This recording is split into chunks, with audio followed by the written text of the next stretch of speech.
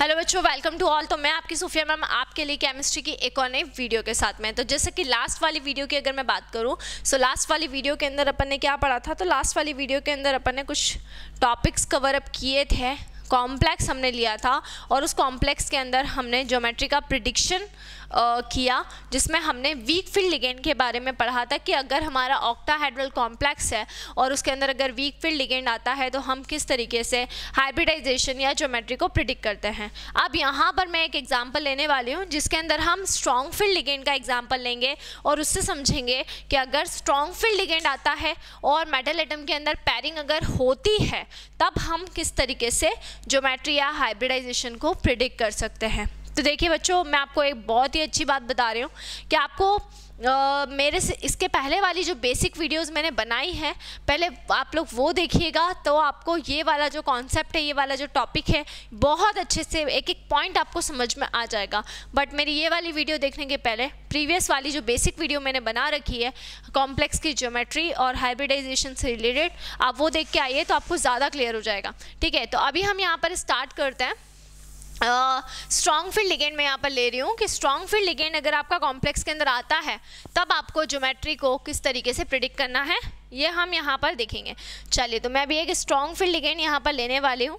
ठीक है, तो स्ट्रॉन्ग फील्ड लिगेंड में हम यहाँ पर ले लेते हैं FeCN6 ऊपर 3 नेगेटिव, FeCN6 और ऊपर क्या आ जाएगा, ऊपर आ जाएगा 3 नेगेटिव। ठीक है, FeCN6 ऊपर 3 नेगेटिव। अभी इसमें हम निकालेंगे हम हाइब्रिडाइजेशन या ज्योमेट्री किस तरीके से प्रिडिक्ट कर सकते हैं। ठीक है, चलो स्टेप बाय स्टेप मैं आपको बताने वाली हूँ। अभी यहाँ पर आप देख सकते हैं कि जो 6 है, आप सबसे पहले कोऑर्डिनेशन नंबर देखेंगे तो उससे आपको एक बेसिक क्राइटेरिया मिल जाएगा कि आपको जो भी कॉम्प्लेक्स है वो आपका कौन सा है, वो आपका ऑक्टाहेड्रल है, वो आपका टेट्राहेड्रल है या फिर वो आपका स्क्वायर प्लेनर है। यहाँ पर जितने भी कॉम्प्लेक्स की ज्योमेट्रीज हम निकालते हैं उसमें मेनली 6 और 4 कोऑर्डिनेशन नंबर आता है। अगर 6 आता है, अगर क्या आता है, अगर 6 आता है तो 6 के केस में वो ज्योमेट्री क्या चली जाती है, ऑक्टाहेड्रल में जाती है, जिसमें हम 2 टाइप पढ़ते हैं, इनर ऑर्बिटल और आउटर ऑर्बिटल, जो मैंने अपनी लास्ट वाली वीडियो के अंदर आपको बताया था। लेकिन अगर वहाँ पर बच्चों कोऑर्डिनेशन नंबर 4 जाता है, सो 4 के केस में या तो वो टेट्राहेड्रल में जाता है या फिर वो स्क्वायर प्लेनर के अंदर जाता है। तो टेट्राहेड्रल एंड स्क्वायर प्लेनर, इन दोनों में से आप कोई सा भी एक निकाल सकते हैं। अभी हम यहाँ पर देख रहे हैं कि हमारा जो भी पर्टिकुलर कोऑर्डिनेशन नंबर है वो कोऑर्डिनेशन नंबर कितना है, वो कोऑर्डिनेशन नंबर हमारा 6 है। और अगर 6 होता है हमारा कोऑर्डिनेशन नंबर, सो उस केस में हमारी जो ज्योमेट्री है ना, वो कहाँ पर जा सकती है, जो हमारी ज्योमेट्री है वो क्या हो सकती है, वो हो जाएगी ऑक्टाहेड्रल बच्चों। ठीक है, अब ऑक्टाहेड्रल में भी जैसा मैंने आपको बताया कि ऑक्टाहेड्रल में भी कितने टाइप हो जाते हैं, ऑक्टाहेड्रल के अंदर भी 2 टाइप्स देखने को मिलते हैं। या तो वो ऑक्टाहेड्रल की अगर हम बात करेंगे तो या तो वो इनर ऑर्बिटल ऑक्टाहेड्रल होगा या फिर वो क्या होगा, आउटर ऑर्बिटल ऑक्टाहेड्रल कॉम्प्लेक्स होगा। ये 2 कॉम्प्लेक्सेस रहेंगे जो आपको देखने को मिलेंगे, या तो इनर ऑर्बिटल ऑक्टाहेड्रल होगा या फिर क्या हो जाएगा, आउटर ऑर्बिटल ऑक्टाहेड्रल कॉम्प्लेक्स देखने को मिल जाएगा। तो 2 केसेस हो जाते हैं। कोऑर्डिनेशन नंबर यहाँ पर कितना है, 6 है। 6 के केस में वो ऑक्टाहेड्रल होता है। ठीक है, 6 के केस में वो ऑक्टाहेड्रल होगा। अब इनर ऑर्बिटल होगा या आउटर ऑर्बिटल होगा, ये भी हम निकालेंगे। ठीक है, सेकेंड चीज़ हमको देखना है कि हमारा जो लिगेंड है CN लिगेंड, वो कैसा होता है। So CN is strong field ligand, we know that very well. CN कैसा होता है, स्पेक्ट्रोकेमिकल सीरीज में हमने पढ़ा है, CN जो होता है वो स्ट्रॉन्ग फील्ड लिगेंड होता है। सो पेयरिंग टेक प्लेस, पेयरिंग हो जाएगी। ठीक है, तो आपने लिगेंड बता दिया, सेकंड स्टेप में आपने लिगेंड बता दिया है। अब हम सेंट्रल मेटल एटम को लेते हैं। पहले स्टेप में कोऑर्डिनेशन नंबर देखना है, सेकंड स्टेप में लिगेंड को देखना है, स्ट्रॉन्ग फील्ड है कि वीक फील्ड है, कैसा है। और थर्ड स्टेप की अगर हम बात करेंगे तो तीसरी स्टेप में फिर आना है मेटल एटम के ऊपर। तो मेटल एटम क्या है हमारा, मेटल एटम है हमारा आयरन यानी कि Fe। सो Fe हमारा मेटल एटम रहने वाला है।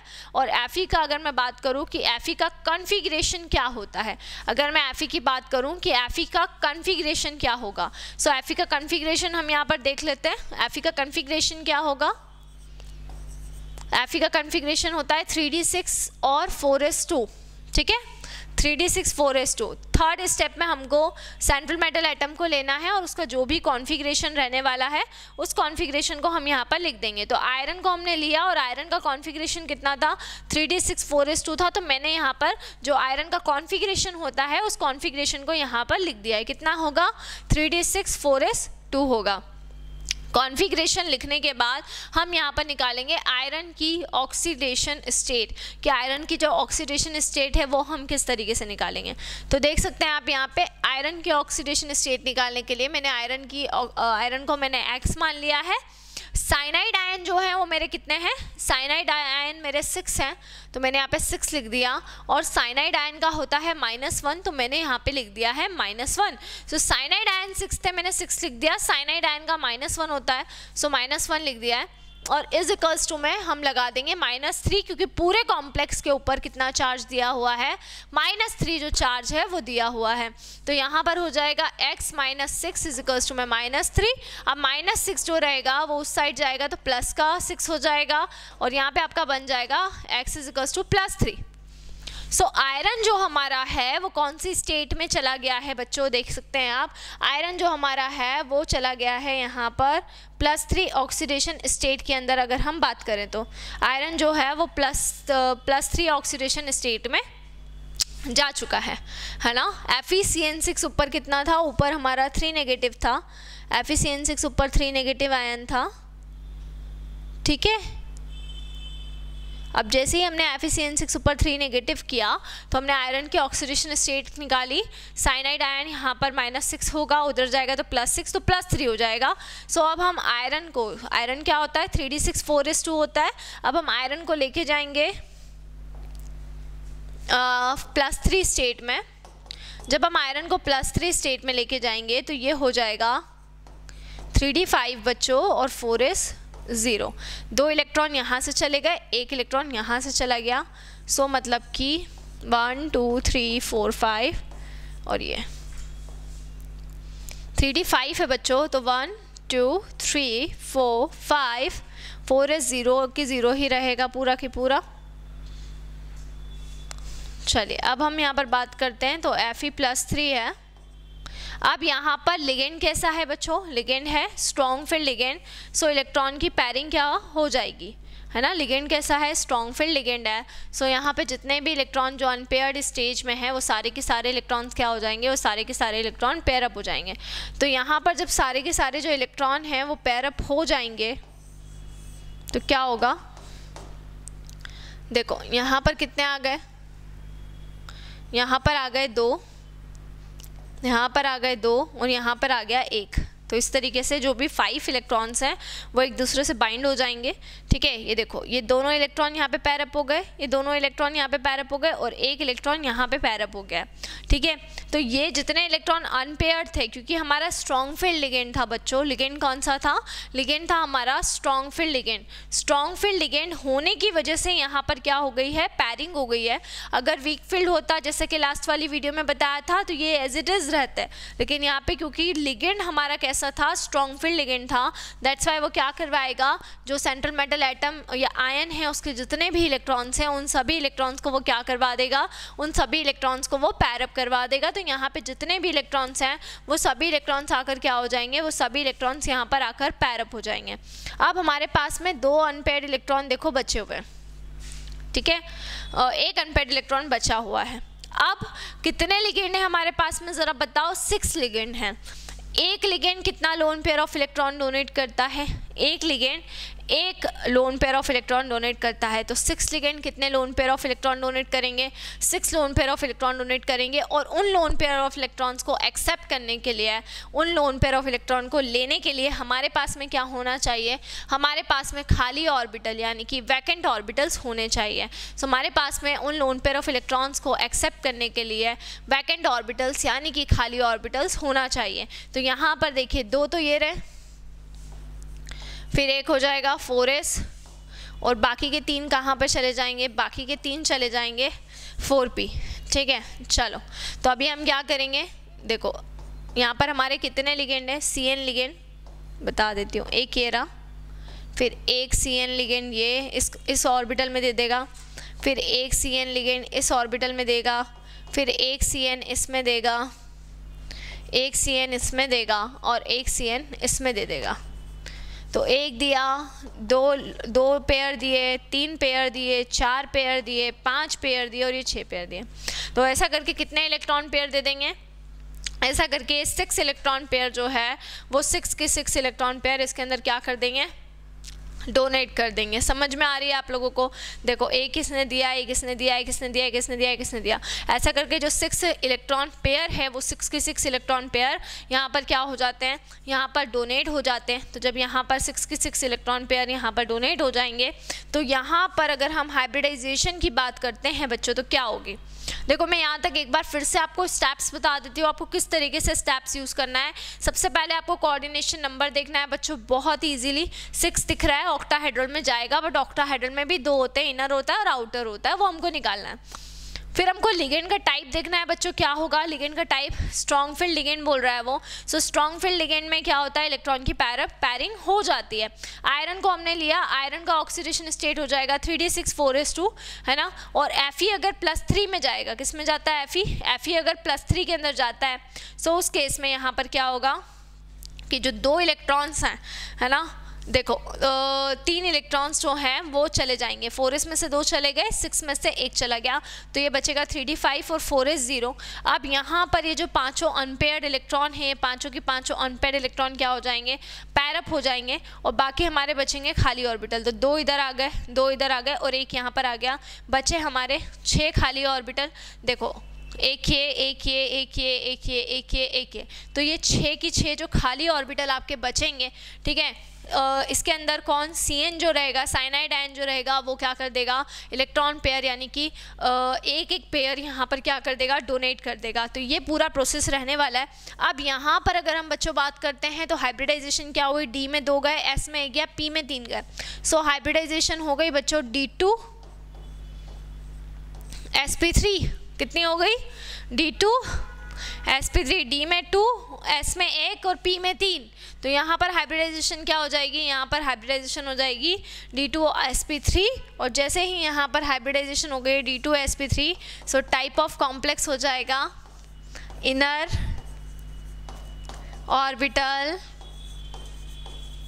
Octahedral, inner orbital octahedral complex. यहाँ पर टाइप ऑफ ऑर्बिटल कितना हो जाएगा? Inner orbital octahedral complex. जैसे ही D2 sp3 हुआ है तो यहाँ पर कितना हो जाएगा? इनर ऑर्बिटल ऑक्टाहेड्रल कॉम्प्लेक्स यहाँ पर टाइप हो जाएगा। अगर हम यहाँ पर बात करेंगे, क्योंकि D2 अगर देखो इनर मतलब क्या होता है कि जो इंटरनल वाला d ऑर्बिटल रहता है, अगर वहाँ से इलेक्ट्रॉन पेयर फिल होना स्टार्ट होते हैं तो फिर उसको हम इनर बोल देते हैं। आउटर का मतलब क्या होता है कि ये S से अगर स्टार्ट हो रहा है और d ऑर्बिटल कौन सा वाला पार्टिसिपेट कर रहा है? आउटर वाला, यानी 3D की जगह पे कौन सा d ऑर्बिटल पार्टिसिपेट करता है? अगर 4D वाला पार्टिसिपेट करता है तो उसके इसमें आउटर में जाता है। मैग्नेटिक कैरेक्टर, तो देखो एक अनपेयर्ड इलेक्ट्रॉन है और इस एक अनपेयर्ड इलेक्ट्रॉन की वजह से मैग्नेटिक कैरेक्टर क्या हो जाएगा? पैरामैग्नेटिक। ठीक है, तो बहुत इजी सा है ये, इतना बहुत ज़्यादा डिफ़िकल्ट नहीं है, बहुत इजी तरीके से आपको इसको सॉल्व कर लेना है, बहुत ज़्यादा डिफ़िकल्ट आपको नहीं लगेगा। ठीक है, अभी मैं एक और करवा देती हूँ आपको ताकि आप लोग को और थोड़ा सा क्लियर हो जाए। ठीक है ना, चलो हम कर लेते हैं क्रोमियम का CrNH3 का हॉल 6 3+ आयन।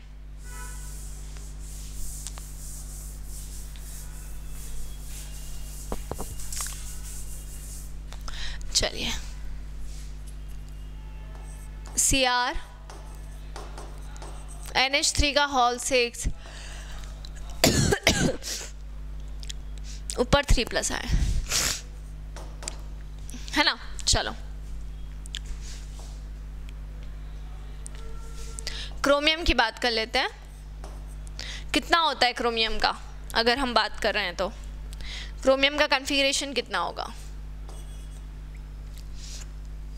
देखो 6 है कोऑर्डिनेशन नंबर, लिगेंड भी आपको समझ में आ गया होगा। अब हम क्रोमियम का कॉन्फ़िगरेशन देखते हैं। क्रोमियम का कॉन्फ़िगरेशन यहाँ पर कितना हो जाएगा? क्रोमियम एक्सेप्शनल केस में आता है 3d5 4s1 होता है, यही होता है 3d5 और 4s1 होता है। क्रोमियम के ऑक्सीडेशन स्टेट की अगर हम बात करेंगे तो क्रोमियम आएगा +3 स्टेट में, है ना, कौन सी स्टेट रहेगी यहाँ पर? अगर हम ऑक्सीडेशन स्टेट की बात करते तो क्रोमियम की स्टेट क्या रहेगी? क्रोमियम की स्टेट हो जाएगी +3। +3 का मतलब होगा एक इलेक्ट्रॉन यहाँ से चला जाएगा और 2 इलेक्ट्रॉन यहाँ से चला जाएंगे, तो बचेगा 3d3 और 4s कितना हो जाएगा? 1। 3d3 4s 1, है ना। तो यहाँ पर क्या होगा? वीक फील्ड लिगेंड है NH3, दैट्स वाई यहाँ D में चले गए 3 इलेक्ट्रॉन। 3d3 4s 1, 4s 1 नहीं रहेगा, 3d3 हो जाएगा केवल, 4s 0 हो जाएगा। तो D में तो 3 इलेक्ट्रॉन जा चुके हैं और 4s 0 है बच्चों, है ना। अब ये कैसा लिगेंड है? NH3 वीक फील्ड लिगेंड है, तो क्या ये इलेक्ट्रॉन पैरअप होंगे? इलेक्ट्रॉन पैरअप नहीं होंगे। इलेक्ट्रॉन पैरअप नहीं होंगे तो जो भी हमारा लिगेंड है यानी कि NH3 है ना, वो एक तो इसमें देगा, एक इसमें दे देगा लोन पेयर ऑफ इलेक्ट्रॉन, एक इसमें दे देगा, फिर 1 2 3। मैम बोले इनविजिबल कर दिया आपने, बनाया नहीं। बना दे रही हूँ बाबा, नाराज़ ना हो, अभी बना देते। 4s के बाद में अगला क्या आ जाएगा? ये आ गए आपके 4p, बना दिया मैंने, ठीक है। अब इसमें लोन पेयर ऑफ इलेक्ट्रॉन्स जाएंगे। चलो NH3 ने दिया एक लोन पेयर, दूसरा लोन पेयर, तीसरा इलेक्ट्रॉन पेयर, चौथा इलेक्ट्रॉन पेयर, पांचवा इलेक्ट्रॉन पेयर और छठा इलेक्ट्रॉन पेयर। तो इस तरीके से NH3 ने जो 6 इलेक्ट्रॉन पेयर्स थे वो 6 के 6 इलेक्ट्रॉन पेयर्स यहाँ पर क्या कर दिए हैं? डोनेट कर दिए हैं। जैसे ही 6 के 6 इलेक्ट्रॉन पेयर डोनेट कर दिए हैं बच्चों, तो आप देख सकते हो यहाँ पर हाइब्रिडाइजेशन क्या होगी? D के 2, S का 1, P के 3, तो हो गया D2sp3। जैसे ही हुआ D2sp3, सो टाइप हो गया कॉम्प्लेक्स का इनर ऑर्बिटल ऑक्टाहेड्रल कॉम्प्लेक्स। कितना हो जाएगा? इनर ऑर्बिटल ऑक्टाहेड्रल कॉम्प्लेक्स, ये टाइप हो जाएगा। टाइप क्या हो गया? Inner orbital octahedral complex. Magnetic character की बात करेंगे तो मैग्नेटिक कैरेक्टर हो जाएगा पैरामैग्नेटिक। सो पैरामैग्नेटिक कैरेक्टर हो गया और टाइप हो गया है यहाँ पर इनर ऑर्बिटल ऑक्टाहेड्रल कॉम्प्लेक्स, ठीक है। सो इस तरीके से कोई सा भी कॉम्प्लेक्स अगर आपको आता है, कोई सा भी अगर आता है, तो आप इजीली तरीके से, बहुत ही इजी तरीके से, आसानी से आप उसको सॉल्व कर सकते हो, उसको निकाल सकते हो। बस आपको ये देखना रहेगा, यहाँ पर बहुत इजी सी स्टेप्स आपको देखना रहेंगी।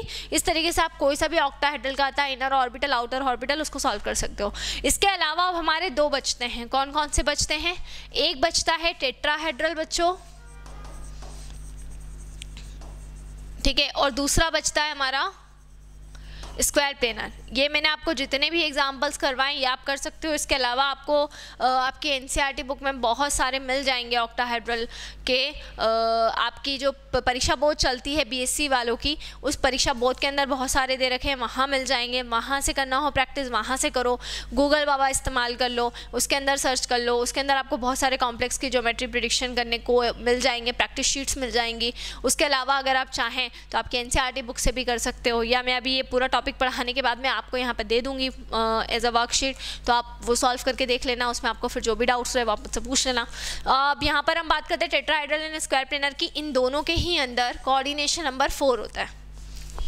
इन दोनों के ही अंदर कोऑर्डिनेशन नंबर कितना होता है? कोऑर्डिनेशन नंबर 4 होता है दोनों के ही अंदर। तो अब क्वेश्चन ये आता है कि कोऑर्डिनेशन नंबर तो मैम 4 होता है, तो इसमें हम प्रिडिक्शन कैसे करते हैं? तो इसमें आपको बहुत सिंपली प्रिडिक्शन करना रहता है। यहाँ पर आपको बस हाइब्रिडाइजेशन पता करनी है।